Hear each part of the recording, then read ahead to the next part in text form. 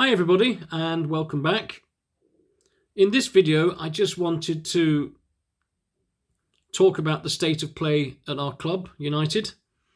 It's been a couple of days since the defeat at the hands of Brentford on Saturday night. I've been thinking about it a lot, and I've been talking to a lot of fans on social media and face to face, and it seems that people are torn about their feelings towards Amorim and what United should do now. When I ask fans, what are your thoughts on Amorim, they always begin with the phrase, we like him but, or we feel sorry for him but.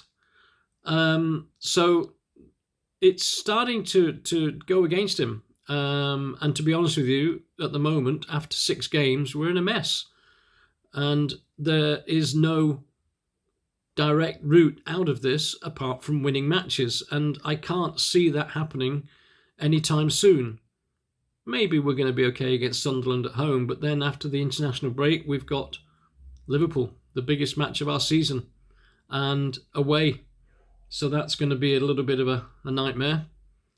But what was interesting is that I was going back through some of Amorim's press conferences at the beginning of the season, and he mentioned that during the pre-season he had a lot of internal discussions that were classed as normal.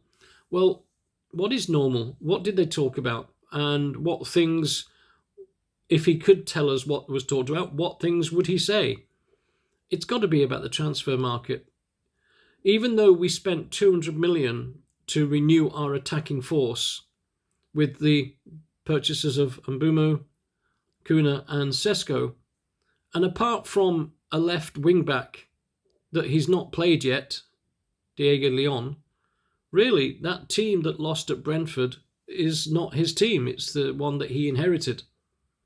And looking at the individuals in defence, there's a lack of pace with Maguire and Shaw.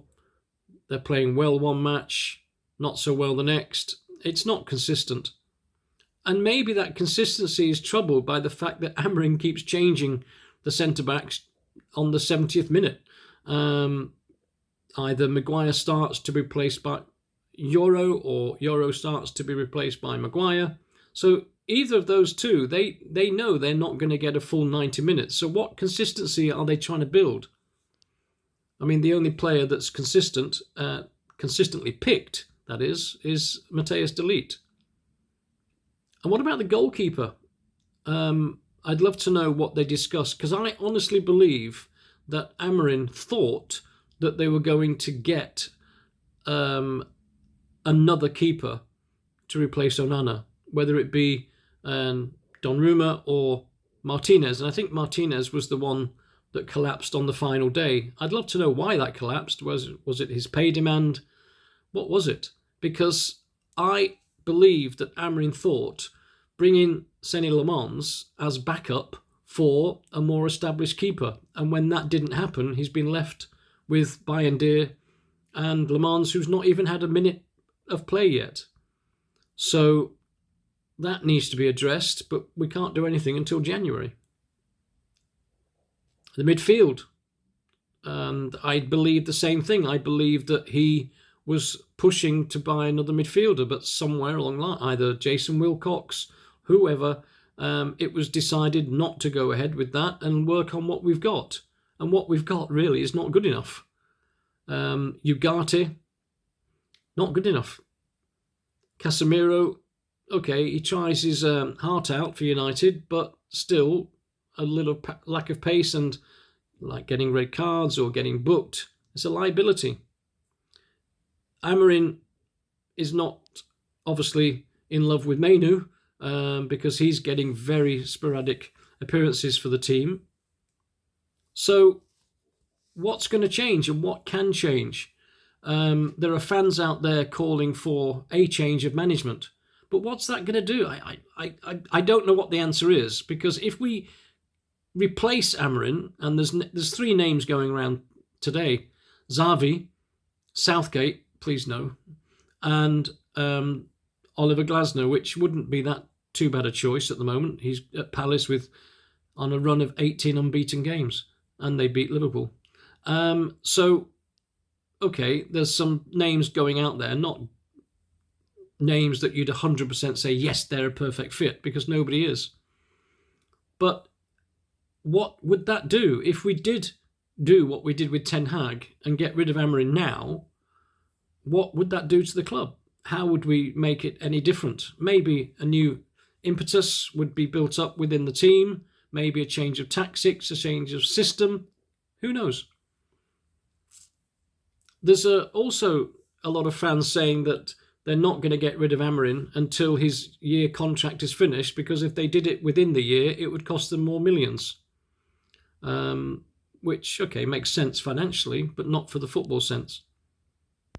And what if he stays? What's going to change if he stays? He's not going to change his system. He's told us that. We know exactly what he's going to do week in, week out.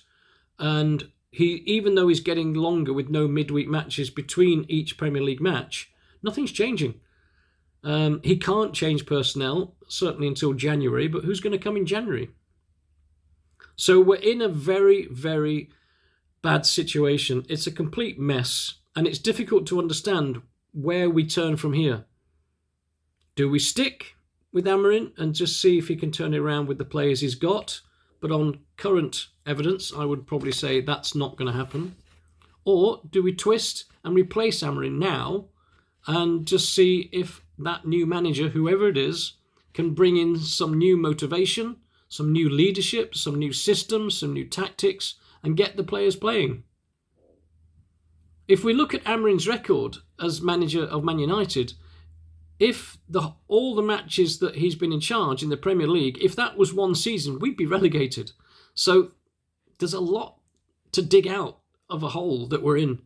And I don't think he's got a big enough shovel to get us out of this mess.